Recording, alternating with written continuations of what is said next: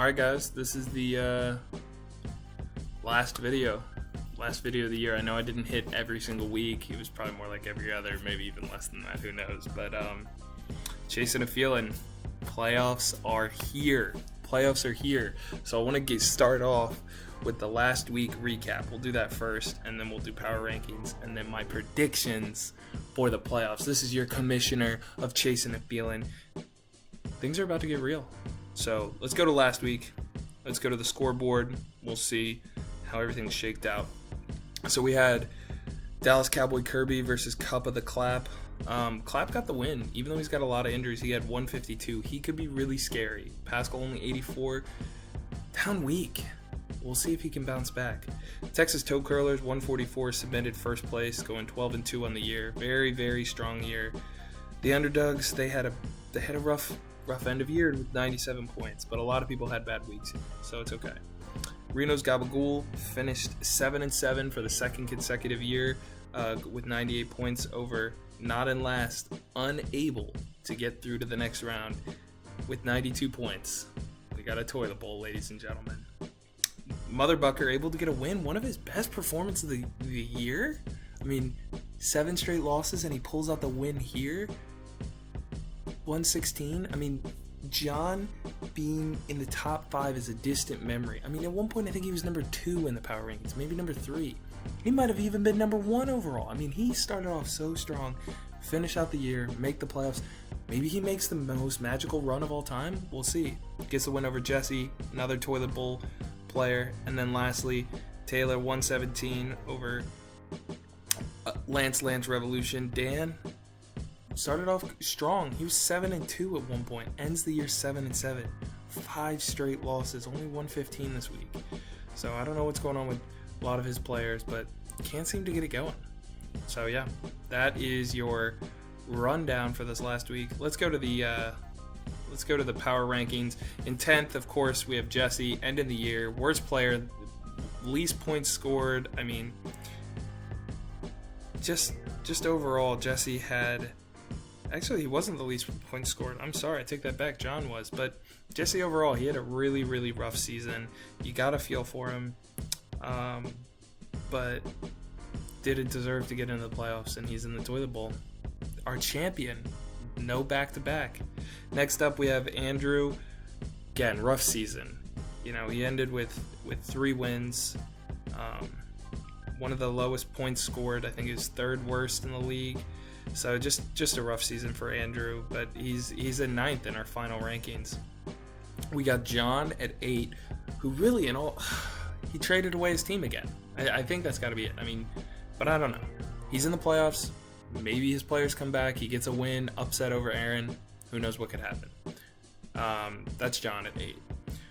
7, we got Pascal, and I really thought that there was going to be some more magic, maybe get into the top 5, but just had a really good end of the year till the last few weeks, kind of rough.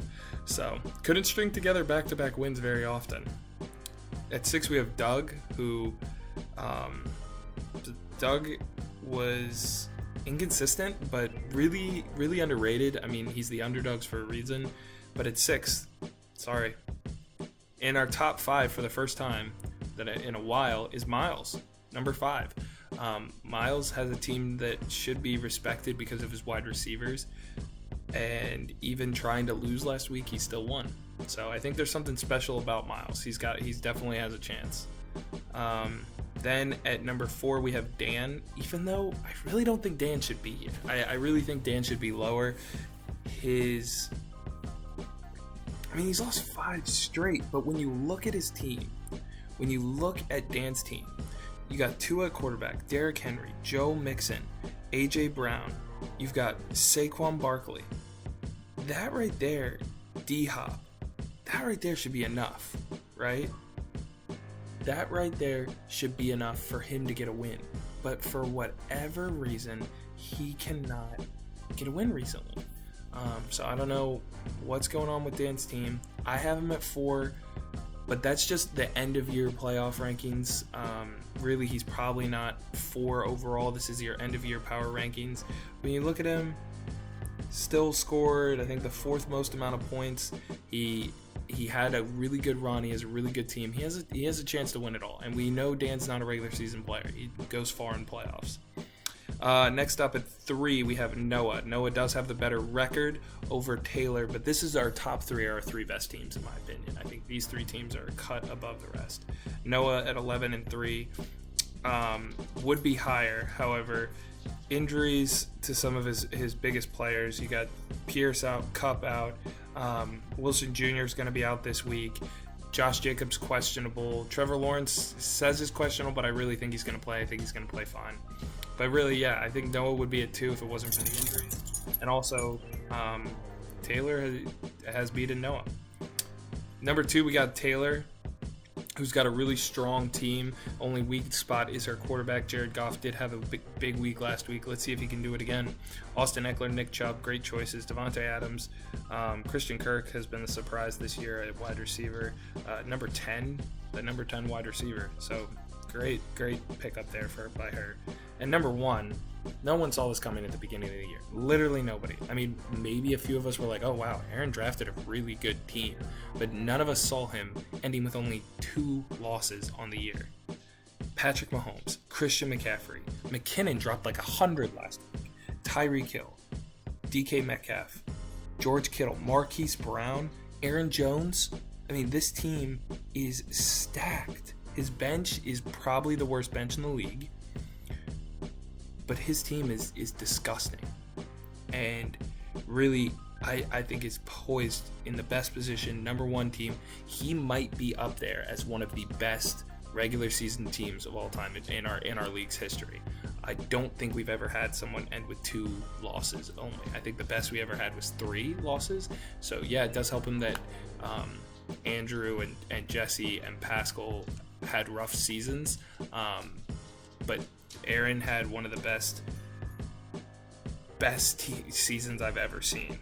And you can't even say it's because he had the least amount. Like, people were scoring less points on Noah, and still Aaron's team was insane. So I think Aaron's team is number 1. Let's finish this bad boy off. Let's go to the bracket real quick. All right. So let's start with the 8 versus 1. John versus Aaron. Aaron wins this one. I don't have a whole lot to say about it. I think be cool if John won. Also be cool to see Aaron make a run, but Aaron's team is just, they're really good, and I think they win this. Then we got Miles versus Dan. Now, I do have Dan above him at number 4, but I think Miles gets an upset here. It's a slight upset just because of Dan's depth, and I think Miles wins this. We go to underdogs versus Daniel Gay-Lewis. Hometown hero. I think Daniel Gay-Lewis wins this. I think Taylor has a strong team. I think she has the second best roster in the league. Bench is bad, but her starter's second best in the league in my opinion. So I think Taylor wins over Doug. Then we go to Cup of the Clap versus Dallas Cowboy Kirby, and this is probably our closest matchup. I don't know. It's hard for me to pick here. I want to say Pascal, obviously. The commissioner is unbiased though, and I think Noah wins. I think it's going to be really close. I think it's going to be closer than people think. But Noah has a lot of injuries right now. I think Dameon Pierce being out and Kupp being out really hurts him. But it's going to be close. And, I'm not looking at all the projections. So, Doug, when you're like, oh, you think Taylor's going to win, I'm projected higher. It's not about the projections. It's about the commissioner's foresight and opinions, okay? We go to round 2. We'll go to round 2 maybe next week. And then lastly, the Toilet Bowl. So one game only. Jesse versus Andrew. And I have Jesse winning this week. Andrew, get ready to get hit by some paintballs. Ba, ba, ba, ba, ba, ba, ba. Boom. That's your breakdown. That's your weekly breakdown. Your last regular season weekly breakdown. Going into the playoffs here in a minute. And the question is, who's Pascal going to start at QB? Is it Purdy? Is it Geno Smith? I don't know, okay? And I don't know. Me, Pascal, I really have no idea. Please help me. Purdy or Geno Smith?